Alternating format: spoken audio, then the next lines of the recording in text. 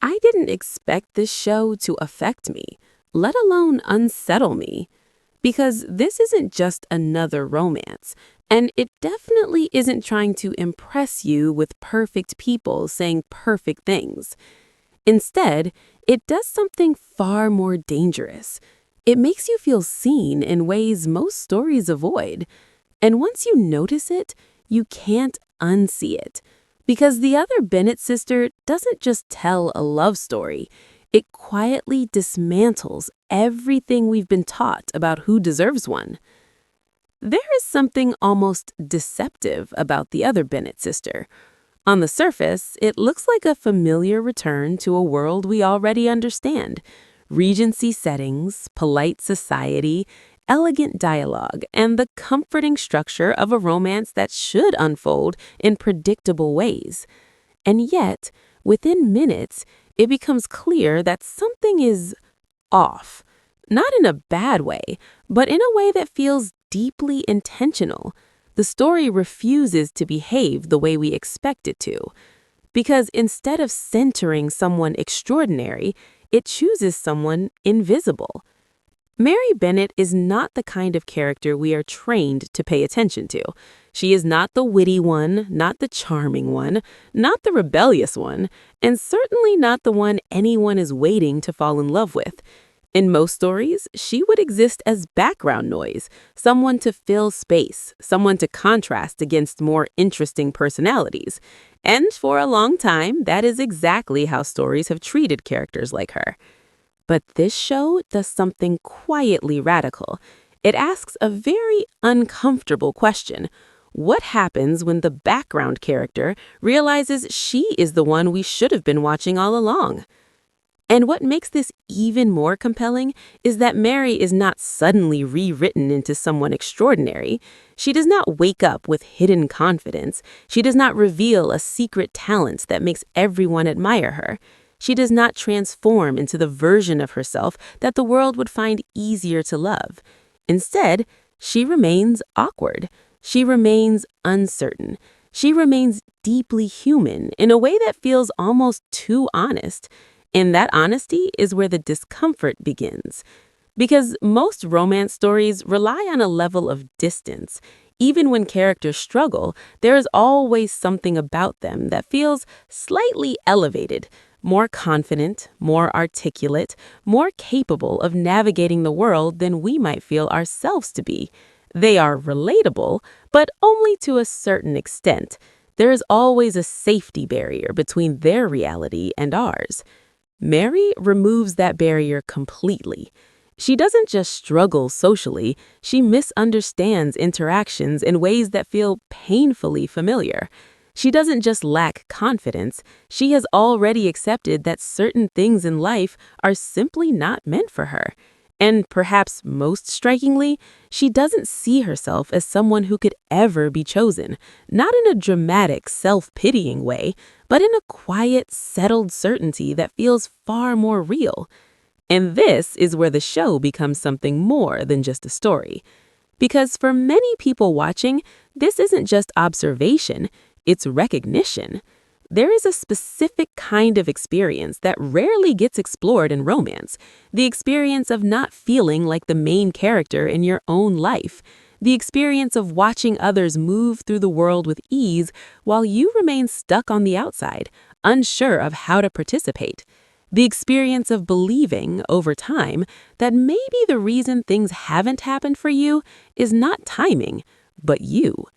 And what the other Bennett sister does so effectively is that it doesn't try to immediately challenge that belief. It allows it to exist. It allows Mary to exist within that mindset without rushing to fix her. And in doing so, it creates something incredibly rare, a story that doesn't begin with transformation, but with truth. But here's where things start to shift. Because while the show begins with grounding us in this reality, it slowly starts to introduce something unexpected, not in a loud or dramatic way, but in small, almost unnoticeable moments. Moments where Mary is seen, moments where she is listened to, moments where her presence begins to matter in ways she never anticipated. And at first, it feels almost insignificant. But the more it happens, the harder it becomes to ignore. Because if someone like Mary, someone who has spent her entire life believing she is unremarkable, can begin to be seen differently, then what does that say about the way we've been taught to see people like her in the first place? And more importantly, what does it say about ourselves? Because the real power of this story isn't just that Mary changes, it's that it forces us to question why we ever believed she needed to. And once that question is in your mind, everything about the story starts to feel different. Because this isn't just about romance anymore. It's about perception. It's about worth. It's about the quiet, unspoken rules that decide who gets to be important and who gets left behind.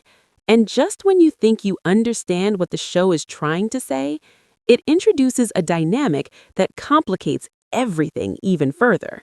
Because what happens when someone doesn't just see Mary, but understands her in a way no one else ever has? If the story had simply stopped at making Mary visible, it would have already felt refreshing. But the Other Bennet Sister doesn't just stop there. It takes a much bigger risk, one that completely changes the emotional weight of the story. It gives Mary a love interest, and not just any love interest, but one that, at first glance, seems like he belongs in a completely different kind of story. Because Tom Haywood does not arrive with the effortless charm we've come to expect. He's not introduced as someone commanding attention the moment he enters a room.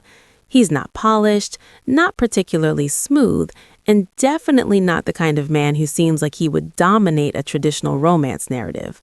In fact, if you placed him into most Regency stories, he would likely fade into the background just as easily as Mary once did.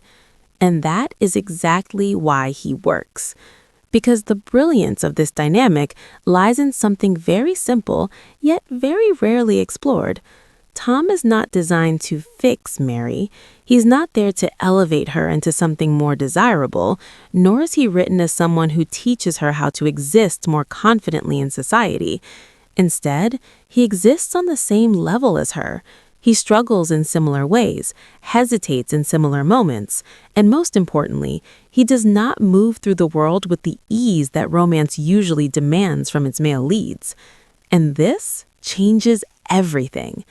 Because in most love stories, there's an imbalance. One character understands the rules of the world better than the other. One character leads while the other follows. One character knows how to navigate emotions while the other learns. But here, there is no clear guide. There are just two people, equally unsure. And what makes this so compelling is that their connection doesn't come from contrast, it comes from recognition. From the very beginning, there's a sense that they are not performing for each other. There is no attempt to impress, no carefully constructed version of themselves being presented. Instead, what we see is something far more vulnerable. Two people being exactly who they are, without realizing how rare that actually is. Because usually, connection in romance is built on attraction first, understanding comes later. But here, it's the opposite. They understand each other before they even realize they are attracted to each other. And that understanding shows up in the smallest details, in the way they speak, not with perfect articulation, but with pauses, interruptions, and moments where they clearly don't know how to finish what they're trying to say, in the way they react, not with practiced elegance, but with genuine, sometimes awkward honesty, in the way they exist around each other, not trying to control the impression they leave, but simply allowing it to happen. And it's in these moments that the show does something incredibly subtle, yet incredibly powerful. It redefines what chemistry looks like. Because we are so used to associating chemistry with intensity, with long, meaningful stares, with perfectly timed dialogue, with a kind of emotional confidence that feels almost unattainable. But here, chemistry is something quieter. It's in shared silences that don't feel uncomfortable. It's in conversations that wander into unexpected places. It's in the mutual realization that for once, neither of them has to try so hard. And that last part is crucial, because for characters like Mary and people like Mary, so much of life is about effort. Effort to fit in, effort to say the right thing, effort to not stand out in the wrong way. And what Tom represents is not an escape from that effort, but a space where that effort is no longer required. And that is something far more meaningful. But what truly elevates this dynamic is that Tom is not written as an idealized version of this concept. He's not perfect in his awkwardness. He doesn't always say the right thing. In fact, there are many moments where he makes situations more complicated, not less. He hesitates when he should speak. He misreads when he should understand. He doubts himself in ways that directly affect his ability to act. And in a traditional romance, these traits would be obstacles to overcome quickly. They would be temporary flaws on the path to becoming the right kind of love interest. But here, they're not corrected. They're embraced. Because the show understands something that most romances ignore. Being loved is not about becoming flawless. It's about being seen fully, even in the moments where you fall short. And this is where the emotional tension begins to build. Because while Mary and Tom clearly share something real, something rare, something deeply aligned, neither of them fully believes they deserve it. And that belief becomes the biggest obstacle in their relationship. Not society, not circumstance, not even other people, but themselves. Because what happens when two people who feel fundamentally unworthy of love find it? Do they accept it, or do they find a way to lose it before it can ever fully exist? And just when you think their connection might naturally grow into something undeniable, the story introduces a possibility that threatens to break everything apart. Because what if Mary is given a choice between the love that understands her and the love that the world tells her she should want?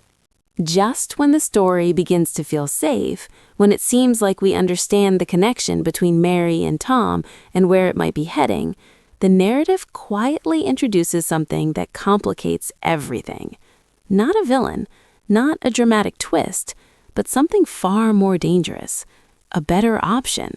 Because this is where the Other Bennet Sister becomes almost painfully realistic. It doesn't rely on obvious obstacles to create tension. Instead, it introduces a situation that feels logical, reasonable, and incredibly difficult to argue against. William Ryder. On paper, he is everything the world would want for Mary. He is composed, socially capable, confident in a way that immediately commands respect. He knows how to exist in society without friction. He understands timing, presentation, and the unspoken rules that govern interactions. He is, in every traditional sense, the correct choice. And that is precisely the problem. Because for someone like Mary, someone who has spent her entire life being told directly and indirectly that she is not enough, the idea of being chosen by someone like Ryder doesn't just feel appealing. It feels validating. It feels like proof that maybe she was wrong about herself. That maybe she can fit into the version of life she thought was never meant for her. And this is where the show becomes quietly devastating, because it doesn't present this choice as obviously wrong. Ryder is not cruel. He is not manipulative. He does not mistreat Mary or reveal hidden intentions. In fact, in many ways, he represents stability, a kind of life that makes sense, a future that would be easy to explain, easy to accept, and easy for everyone else to approve of. And for a moment, that almost feels like enough. Because when you've spent so long believing you are not meant for something, the idea of receiving it, even if it doesn't fully fit, can feel like more than you deserve. And this is where Mary's internal conflict begins to take center stage. Because the question is no longer, who do I love? It becomes, what kind of life am I allowed to have? And that question is far more complicated, because choosing Tom is not just about choosing love, it's about choosing uncertainty. It's about choosing someone who is just as unsure as she is, someone who cannot offer the same level of social ease, the same sense of security, the same external validation. Choosing Tom means stepping into something that feels real, but also fragile. whereas choosing Ryder means stepping into something stable, but potentially hollow. And the show does not rush this decision. It allows Mary to sit in that tension, to genuinely consider the possibility that maybe the right choice is not the one that feels the most natural, but the one that makes the most sense. And this is where the audience begins to feel something incredibly uncomfortable, because this isn't just Mary's dilemma. It's a reflection of a much larger idea that exists far beyond the story. The idea that sometimes we are taught to prioritize what looks right over what feels right. That sometimes the version of happiness that is easiest to justify is not the one that actually fulfills us. And yet, walking away from that version requires a level of self-belief that Mary has never truly had, which is why this conflict feels so real. Because Mary doesn't reject Ryder immediately. She considers him. She allows herself to imagine that life, and in doing so, she reveals something deeply human, the desire to be chosen in a way that feels undeniable, even if it means ignoring what we truly want. But here's where the tension sharpens even further, because while Mary is trying to convince herself that Ryder might be the better choice, Tom is doing something equally frustrating. He is stepping back, not because he doesn't care, not because he doesn't feel anything, but because he believes, deeply, painfully, that Mary deserves someone better than him. And suddenly, the situation becomes almost unbearable, because now it's not just about Mary choosing between two people, it's about two people who are perfectly suited for each other, both believing they are not enough. And this is where the story becomes almost tragic in its restraint, because the biggest barrier between them is not misunderstanding, it's not miscommunication, it's self-perception. It's the quiet, persistent belief that someone like me doesn't get something like this. And as this belief tightens its grip on both of them, their actions begin to move further away from what they actually feel. Mary leans toward what is safe, Tom retreats from what is real, and the distance between them grows, not because their connection weakens, but because their doubt strengthens, which raises a question that feels almost impossible to answer, because when two people are so clearly right for each other, but cannot see their own worth clearly enough to act on it, what does it actually take to bring them back together? And more importantly, what happens if they never figure it out in time? By this point, the story has made one thing painfully clear. This was never a question of whether Mary and Tom loved each other. That was never the issue. The connection between them has been